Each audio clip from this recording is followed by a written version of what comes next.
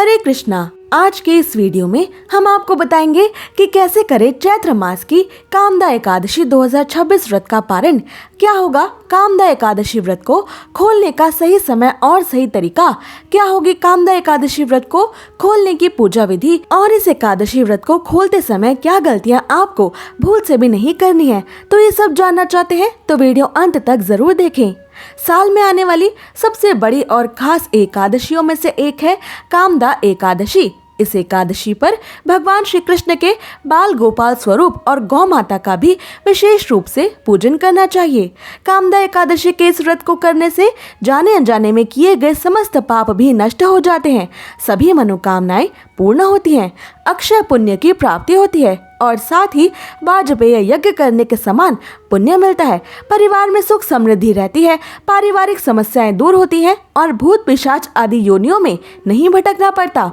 इस बार कामदा एकादशी का व्रत भक्तों के द्वारा 28 और 29 मार्च दोनों दिनों पर रखा जा रहा है। इस कामदा एकादशी का व्रत खोलने के लिए एकादशी की तिथि का समाप्त होना आवश्यक है। इस बार ये एकादशी की तिथि समाप्त हो रही है रविवार 29 मार्च 2026 को रात 7:46 पर, लेकिन सिर्फ एकादशी की तिथि खत्म होने पर ही एकादशी का व्रत नहीं खोलना चाहिए, क्योंकि एकादशी के बाद चलने वाले हरिवासर के समय में भी कामदा एकादशी का व्रत नहीं खोलना चाहिए। ऐसा करने से एकादशी व्रत करने का सारा पुण्य नष्ट हो जाता है। इस बार ये हरिवासर का समय समाप्त होगा 29 मार्च 2026 रविवार को रात 1:08 तक, यानी आपको 29 से 30 मार्च 2026 की रात 1:08 तक भी अपना कामदा एकादशी का व्रत नहीं खोलना है। सिर्फ द्वादशी की तिथि में ही एकादशी का व्रत खोला जा सकता है। कामदा एकादशी के बाद द्वादशी की तिथि आरंभ हो रही है 29 मार्च 2026 रविवार को सुबह 7:47 से, और ये द्वादशी की तिथि समाप्त हो रही है 30 मार्च 2026 सोमवार को सुबह 7:09 तक। ये बेहद खास वामन महाद्वादशी रहेगी। इस दिन भगवान विष्णु के वामन अवतार की विशेष पूजा की जाती है। आइए अब जानते हैं 30 मार्च सोमवार को द्वादशी पर पड़ने वाले सभी शुभ और अशुभ मुहूर्तों के बारे में, ताकि आप गलत मुहूर्त में अपना कामदा एकादशी का व्रत ना खोल लें। 30 मार्च को ब्रह्म मुहूर्त सुबह 4:48 से सुबह 5:36 तक रहेगा। सूर्योदय सुबह 6:25 पर होगा। सूर्यास्त शाम 6:37 पर होगा। इस दिन शुभ अभिजीत मुहूर्त दोपहर 12:06 से दोपहर 12:55 तक रहेगा और अमृत काल दोपहर 12:21 से दोपहर 1:58 तक रहेगा। साथ ही इस दिन राहु काल सुबह 7:56 से सुबह 9:28 तक रहने वाला है। इस अशुभ राहु काल में भी अपना कामदा एकादशी का व्रत ना खोलें, ना ही पारण की पूजा करें, वरना आपका एकादशी व्रत करना असफल हो जाता है। आइए अब जानते हैं कामदा एकादशी व्रत को खोलने का शुभ समय और मुहूर्त। इस बार कामदा एकादशी का व्रत खोलने के लिए 2 शुभ मुहूर्त रहेंगे। जिन लोगों ने 28 मार्च को कामदा एकादशी का व्रत किया है वो 29 मार्च 2026 दिन रविवार को दोपहर 1:30 बजे से लेकर दोपहर 3 बजे के बीच में अपना व्रत खोलेंगे। ध्यान रहे इस दिन 28 तारीख को दोपहर के इस तय शुभ मुहूर्त से पहले एकादशी व्रत खोलने का कोई शुभ समय नहीं है। और जिन भक्तों ने 29 मार्च 2026 रविवार को कामदा एकादशी का व्रत किया है वो 30 मार्च 2026 सोमवार के दिन सुबह 6:20 से सुबह 7:09 के बीच में अपना एकादशी का व्रत खोलेंगे। इसी तय शुभ मुहूर्त में अपना कामदा एकादशी का व्रत खोलने से आपको इस एकादशी व्रत को करने का संपूर्ण फल भगवान श्री हरि विष्णु से प्राप्त होगा। आइए अब जानते हैं कामदा एकादशी व्रत को खोलने की, यानी इस बार की वामन महाद्वादशी पर कामदा एकादशी व्रत का पारण करने की पूरी पूजा विधि। एकादशी व्रत का पारण करने से पहले ये ध्यान रखें कि मुहूर्त के हिसाब से द्वादशी तिथि शुरू हो चुकी हो। अगर द्वादशी तिथि सूर्योदय से पहले ही समाप्त हो गई हो तो एकादशी व्रत का पारण सूर्योदय के बाद करें। इस बात का खास ख्याल रखें कि द्वादशी तिथि के अंदर ही पारण ना करना पाप करने के समान होता है। इसलिए द्वादशी तिथि के शुभ मुहूर्त के अंतर्गत ही एकादशी व्रत का पारणा करें, तभी आपको एकादशी व्रत का पुण्य मिलेगा। अन्यथा आपका एकादशी का व्रत मान्य नहीं होगा। एकादशी व्रत का पारण समय सुबह यानी प्रातः काल का ही होता है।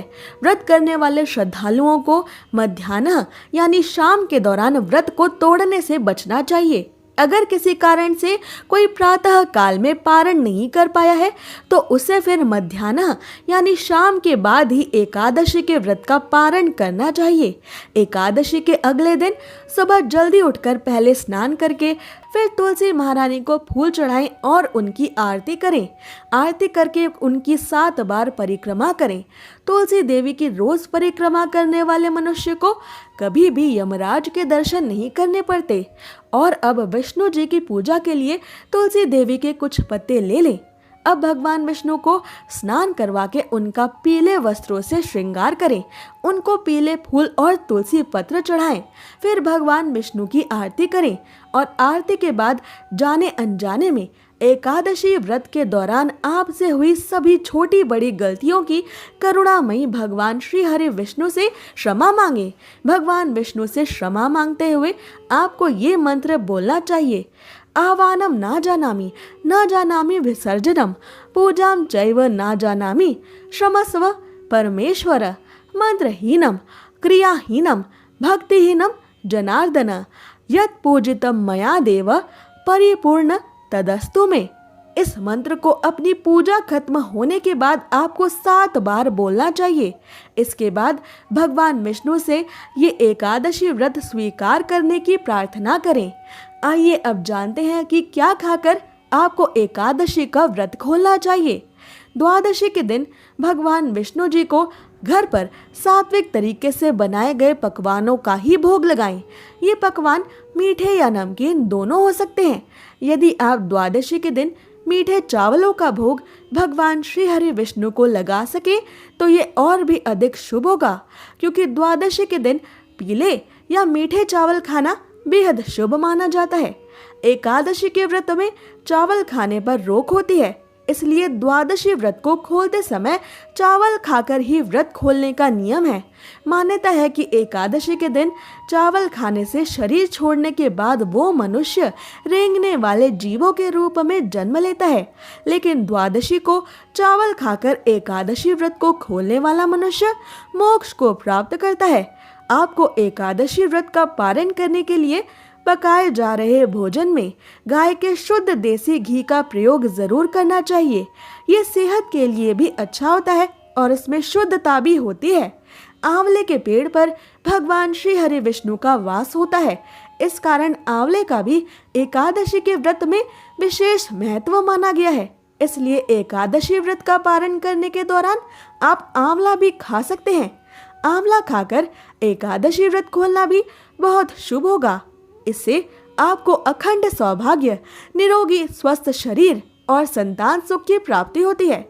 आप द्वादशी के दिन एकादशी व्रत खोलने के लिए जो भी सात्विक भोजन बनाएं, उसी भोग और भगवान श्री हरि विष्णु को चढ़ाई गई तुलसी की पत्ती को पानी के साथ लेकर ही अपना व्रत खोलें। पर ये ध्यान रखें कि एकादशी व्रत का पारण किसी मीठी चीज से भी किया जा सकता है।